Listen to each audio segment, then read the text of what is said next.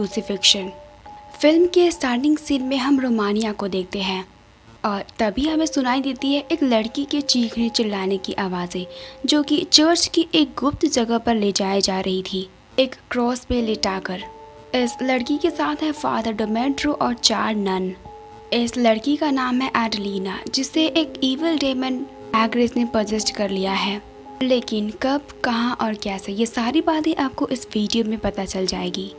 दरअसल एडलिना को हॉस्पिटल ले जाते वक्त उसकी डेथ हो गई थी। इस चीज़ का कारण बताया गया था कि उसकी बॉडी में एड्रेनालिन की मात्रा काफ़ी ज़्यादा हो गई थी, जो कि उसको एम्बुलेंस में ले जाते वक्त दी गई थी, ऐसा डॉक्टर का कहना था। लेकिन वो लोग खुद ही हैरान हो गए थे, क्योंकि उसकी एडॉप्सी रिपोर्ट में काफ़ी हैरान कर देने वाली चीज़ें सामने आई थी। इससे पहले डॉक्टर ने ऐसी कभी कोई चीज़ नहीं देखी।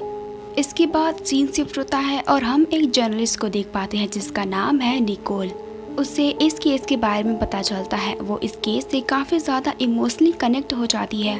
कोई डेमन का चक्कर नहीं था, लेकिन कुछ इमोशनल कनेक्शन थे, और यही वजह है कि निकोल इस केस के बारे में और जानना चाहती थी। अब अपने बॉस की परमिशन लेकर वो जाती है सीधा जेल में उस फादर से बात करने के लिए। वहाँ पर फादर उसे बता एड्रिना किसी के साथ फिजिकल हुई थी, लेकिन उस आदमी के सिन की वजह से वो बहुत परेशान थी, जिसकी वजह से उसे इस डेमन ने पजेस्ट कर लिया था। फादर आगे बताते हैं कि 3 दिन के लंबे एक्सोर्सिज्म के बाद फाइनली उन्हें उस डेमन का नाम पता चला, जिसका नाम था एग्रीस। लेकिन फादर बिशप की वजह से वो डेमन शांत हो गया था, क्योंकि उसे पता चल गया था कि उसे आगे रोकने वाला कोई नहीं है। और एम्बुलेंस में ले जाते वक्त एड्रिना की मौत हो गई थी। अब निकोल वहाँ से जा ही रही होती है, तभी फादर उससे कहते हैं कि तुम्हें गॉड ने हमारी मदद करने के लिए भेजा है। मैं जानता हूँ। इसके बाद निकोल अपने बॉस के परमिशन से सीधा जाती है टेनाया को, जहाँ पर एड्रिना का अंतिम संस्कार होने ही वाला था, यानी कि फ्यूनरल। वहाँ पर वो कुछ लोगों से बात करने की कोशिश करती है, लेकिन उसे कुछ खास जानकारी नहीं मिलती। लेकिन उसके मन में बहुत सारे सवाल तब उठने लगते हैं जब उसकी मुलाकात सिस्टर से होती है, जो कि एड्रिना के काफ़ी करीब थी। वो निकोल से ये कहती है कि उन्होंने उसे नहीं मारा, जिसके बाद निकोल एड्रिना की बॉडी के पास जाती है।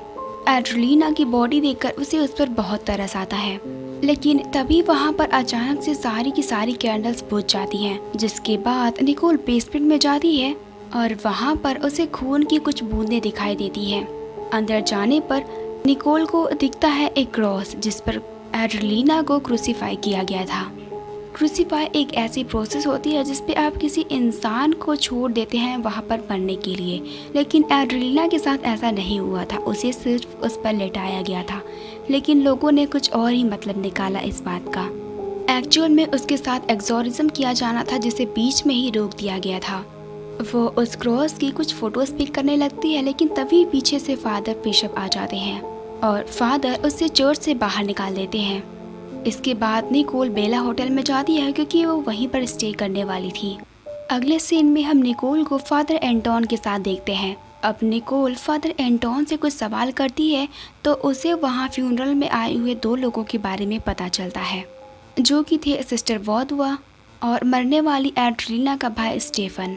यहाँ पर फादर एंटोन मुझसे कहते हैं कि अगर आपको और जानकारी चाहिए तो आपको फादर बिशप से मिलना होगा। फादर बिशप निकोल को पता चलता है कि जब से एड्रिना बाहर के देश से होकर वापस आई थी, उसकी दिमागी हालत ठीक नहीं थी। ये सब सुनने के बाद निकोल को यही लग रहा था कि फादर ने उसका मर्डर किया है, तो सबूत हासिल करने के लिए वो जाती है फिर से मोनेस्ट्री में। वहाँ पर उसे एड्रिना के नाखून और उसने जो स्ट्रगल्स वहाँ पर झेले थे, उन सब के कुछ न कुछ निशान दिखाई देते हैं। लेकिन तभी वहाँ उसे विंडो के पास एक लड़का मिलता है, जिसे देखकर वो डर जाती है और वो मोनेस्ट्री से बाहर चली जाती है। लेकिन बाहर जाते ही वो देखती है कि वो लड़का एक होली क्रॉस की तरह खड़ा हुआ था। अपने होटल आने पर निकोल अपने लैपटॉप पर उस क्रॉस की कुछ पिक्चर्स देख रही होती है। उस क्रॉस पे एक शेप नजर आती है जो कि बिल्कुल एग्रीस की तरह लग रहा था। अचानक से ही निकोल के ड्रिंक में एक काला कीड़ा नजर आता है और उसका लैपटॉप भी ब्लिंक करने लगता है, और तभी उसके ड्रिंक में फिर से 2 और कीड़े नजर। शायद वो डेमन इसे भी परचेज करने की कोशिश कर रहा है, क्योंकि ये डेमन कमजोर लोगों पर हावी होने की कोशिश करता है। अगले सीन में हम निकोल को उसके भाई और उसकी करीबी सिस्टर के पास देखते हैं। यानी कि सिस्टर वोदिवा और स्टीफन।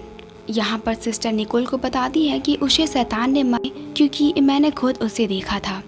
इसके बाद हम फ्लैशबैक में देखते हैं कि जब सिस्टर उसके पास कुछ खाने की सामान लेकर आई थी तो वो विंडो के पास खड़ी होकर कुछ बड़बड़ा रही थी, और जैसे ही वो उसके पास जाती है हम देख पाते हैं कि उसकी आंखें पूरी तरह से काली हो गई थी और वो सिस्टर को चोक करने लगती है। अचानक से ही उस रूम का दरवाज़ा खुल जाता है और वो डेमन उसे वहाँ से बाहर जाने के लिए कहता है।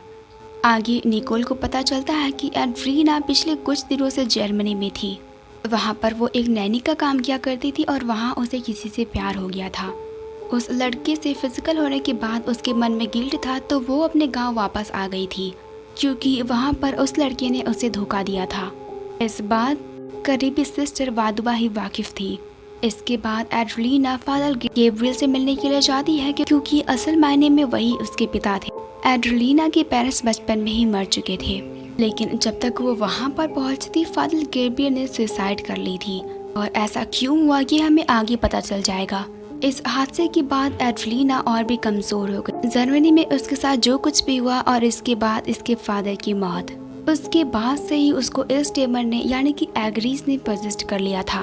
वो चर्च में जाने से कतराने लगी और उसके बाद एक से एक हादसे होने लगे उसके साथ। जैसे कि एक बार एड्रीना जब अपने कमरे में बैठी हुई थी तो जब सिस्टर उसके पास आती हैं वो देखती हैं उसके नाक से एक ब्लैक स्पाइडर बाहर आ रहा था, जिसे देखकर वो बहुत डर जाती है। अब ये सब जानने के बाद निकोल वापस आती है और रास्ते में उसे फादर एंटोन मिलते हैं। यहाँ पर वो फादर एंटोन से अपने पास्ट के बारे में कुछ बातें बताती है। यहाँ पर हमें पता चलता है कि निकोल हमेशा काम के सिलसिले में बाहर रहा करती थी और उसके माँ को कैंसर था, और जब वो बिल्कुल आखिरी स्टेज पर थी तब उसके डैड ने उसे ये बात बताई थी। निकोल ने उनसे एक थेरेपी के बारे में कहा था, लेकिन उसकी माँ ने साफ मना कर दिया और ये कहा कि मैं ईश्वर के पास हूँ और मुझे वापस नहीं आना। इस बात पर उसके पिता ने भी कुछ नहीं कहा और यही वजह है कि वो अंदर से कमज़ोर हो गई थी और उसकी माँ की डेथ हो जाती है, और यही वजह है कि निकोल अभी पर ईश्वर पर भरोसा नहीं करती है, और यही कारण है कि निकोल के पजेश होने के चांसेस बहुत ज़्यादा है। एंटोन उसे कहता है कि तुम वनरेबल हो, गॉड पर भरोसा रखो, वो तुम्हें बचाएंगे।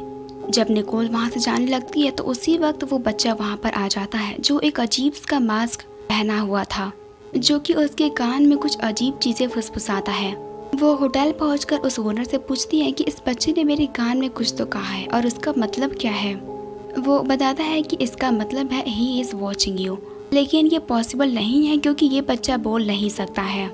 ये बहुत ही अजीब मूवमेंट था और यहाँ पर हम समझ पाते हैं कि निकोल धीरे धीरे पोजेस्ड होने लगी थी, क्योंकि अचानक से ही निकोल के डोर पर कोई जोर जोर से धक्का देता है और चेक करने पर वहाँ पर हम एड्रीना को देख पाते हैं जो कि उसे बार बार हॉन्ट कर रही थी। इससे निकोल बहुत डर जाती है, तो अगली सुबह ही वो उस लड़के के घर जाती है जो कि बोल नहीं सकता है, लेकिन वहाँ पर पहुँचते ही उसका डॉगी उस पर अटैक कर देता है, जिसकी वजह से इतनी तेज बारिश में भी निकोल को वहाँ से वापस आना पड़ता है। इसके बाद वो सिस्टर वोदिवा से मिलने के लिए जाती है, जहाँ पर उसे कुछ और बातें पता चलती है। उसे पता चलता है कि जब एक बार एड्रीना अपने बेड पर थी तब वो अपने शरीर को बहुत अजीब तरीके से मोड़ रही थी। चादर हटाने पर सिस्टर को उसके प्राइवेट पार्ट पर बहुत सारे कीड़े दिखाई देते हैं। इसके अलावा जब एक बार सिस्टर उसके चारों तरफ क्रॉस रख रही थी तब भी एड्रीना अचानक से ही उठकर बैठ जाती है, जैसा कि उसे ऐसा करने पर किसी ने मजबूर किया था, और वो अपने पावर से चीज़ों को इधर उधर फेंकने लगती है। इस वजह से एड्रीना को डॉक्टर फ्यूनर के पास ले जाया था, तो इस बार निकोल वहाँ पर जाती है। वहाँ पर उसे पता चलता है कि एड्रीना को हमेशा लगता था कि हम सब डेमंस हैं और उसे पोजेस्ट करने डॉक्टर के हिसाब से ये बीमारी है स्किज़ोफ्रेनिया, जिसमें इंसान को बहुत ज़्यादा हेलुसिनेशन होते हैं और उसे ऐसा लगता है कि लोग उसे मारना चाहते हैं। सिस्टर वोदिवा भी वहाँ पर थी जब एक्सोरिज्म चल रहा था। अगली सुबह हम निकोल को देखते हैं, वो यहाँ से जाने लगती है ये कहकर कि वो यहाँ पर और नहीं रुक सकती। अब वहाँ से जाते वक्त उसे सूरज की एक खूबसूरत किरणें दिखती हैं जो कि उसके अंदर पॉजिटिव फीलिंग्स ला रही थी। तो जाने से पहले निकोल ग्रेवयार्ड में जाती है और वहाँ पर फादर गैब्रियल के ग्रेव को देखती है। फादर गैब्रियल की मौत की डेट उसके माँ की मौत की डेट से मिलती थी। धीरे धीरे निकोल को समझ में आने लगता है कि गैब्रियल ने सुसाइड क्यों किया था, जिसके बाद वो चर्च में वापस जाती है जहाँ पर फादर गैब्रियल ने सुसाइड किया और वहाँ पर वो एक सिस्टर से पूछती है कि आखिरी एक्सोरिज्म फादर गैब्रियल ने किस पर किया था। ढूंढने पर पता चलता है कि ताबियन एबनार ही वो इंसान था जिस पर फादर गैब्रियल ने आखिरी बार एक्सोरिज्म किया था, और ये वही बच्चा है जो बोल नहीं सकता। लेकिन वो बच्चा अपने पिता के लिए फादर को बुला कर लेके आया था, और ये बात निकोल को उसके फादर से बात करने के बाद पता चला।